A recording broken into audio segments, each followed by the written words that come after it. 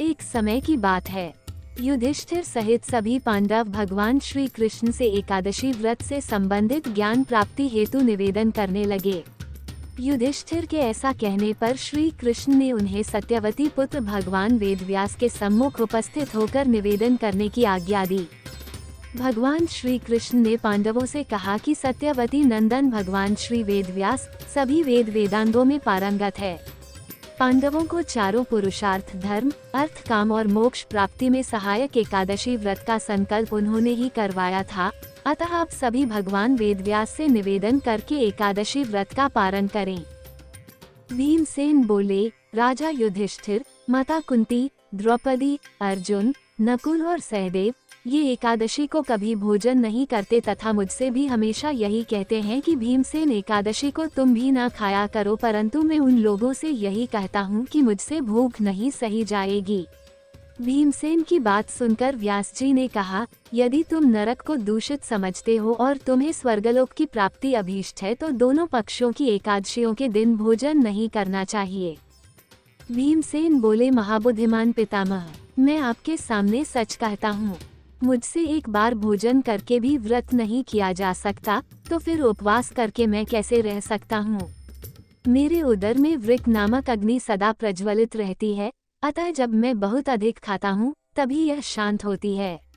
इसलिए महामुनि, मैं पूरे वर्ष भर में केवल एक ही उपवास कर सकता हूँ, जिससे स्वर्ग की प्राप्ति सुलभ हो तथा जिसके करने से मैं कल्याण का भागी हो सकूं।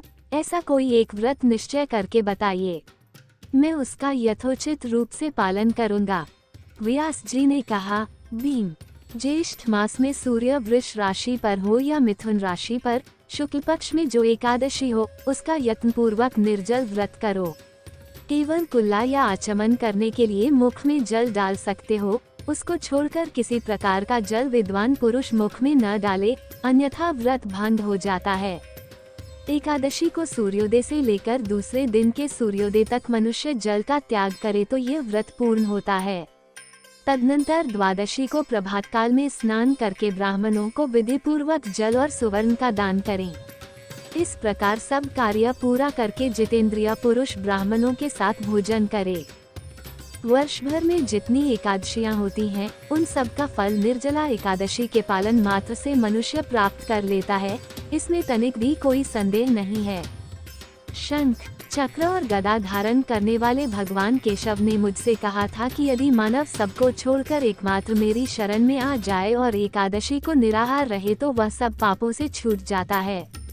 एकादशी व्रत करने वाले पुरुष के पास विशालकाय, विकराल आकृति और काले रंग वाले दंड पाशधारी भयंकर यमदूत नहीं जाते। अंत काल में पीताम्बरधारी, सौम्य स्वभाव वाले, हाथ में सुदर्शन धारण करने वाले और मन के समान वेगशाली विष्णुदूत आखिर इस वैष्णव पुरुष को भगवान विष्णु के धाम में ले जाते हैं।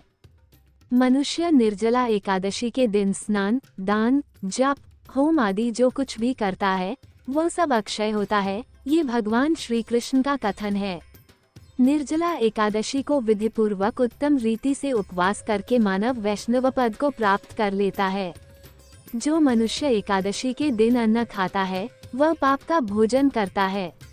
इस लोक में वह चांडाल के समान है और मरने पर दुर्गति को प्राप्त होता है। जो ज्येष्ठ के शुक्ल पक्ष में एकादशी को उपवास करके दान करेंगे वे परम पद को प्राप्त होंगे। जिन्होंने एकादशी को उपवास किया है वे ब्रह्महत्यारे, शराबी, चोर तथा गुरुद्रोही होने पर भी सब पातकों से मुक्त हो जाते हैं। कुंती नंदन, निर्जला एकादशी के दिन श्रद्धालु स्त्री पुरुषों के लिए जो विशेष दान और कर्तव्य विहित हैं, उन्हें सुनो। उस दिन जल में शयन करने वाले भगवान विष्णु का पूजन और जलमयी धेनु का दान करना चाहिए अथवा प्रत्यक्ष धेनु या घृतमयी धेनु का दान उचित है। पर्याप्त दक्षिणा और भांति भांति के मिष्ठानों द्वारा यत्नपूर्वक ब्राह्मणों को संतुष्ट करना चाहिए। ऐसा करने से ब्राह्मण अवश्य संतुष्ट होते हैं और उनके संतुष्ट होने पर श्रीहरि मोक्ष प्रदान करते हैं।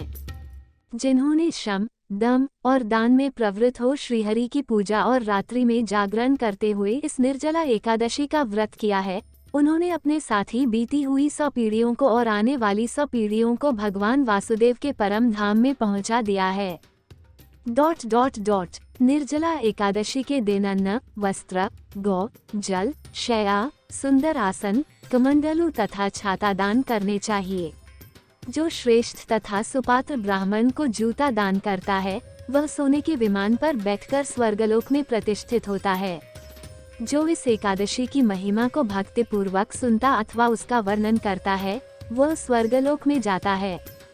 चतुर्दशी युक्त अमावस्या को सूर्य ग्रहण के समय श्राद्ध करके मनुष्य जिस फल को प्राप्त करता है, वही फल इसके श्रवण से भी प्राप्त होता है। भीमसेन। ज्येष्ठ मास में शुक्ल पक्ष की जो शुभ एकादशी होती है, उसका निर्जल व्रत करना चाहिए। उस दिन श्रेष्ठ ब्राह्मणों को शक्कर के साथ जल के घड़े दान करने चाहिए। ऐसा करने से मनुष्य भगवान विष्णु के समीप पहुंचकर आनंद का अनुभव करता है। तत्पश्चात द्वादशी को ब्राह्मण भोजन कराने के बाद स्वयं भोजन करे। जो इस प्रकार पूर्ण रूप से पापनाशिनी एकादशी का व्रत करता है, वह सब पापों से मुक्त हो आनंदमय पद को प्राप्त होता है। ये सुनकर भीमसेन ने भी इस शुभ एकादशी का व्रत आरंभ कर दिया। तब से ये लोक में पांडव द्वादशी के नाम से विख्यात हुई। ज्येष्ठ शुक्ल पक्ष एकादशी के ही दिन भगवान श्री कृष्ण ने देवी रुक्मणी का हरण किया था, अतः यह एकादशी रुक्मणी हरण एकादशी के नाम से भी जानी जाती है।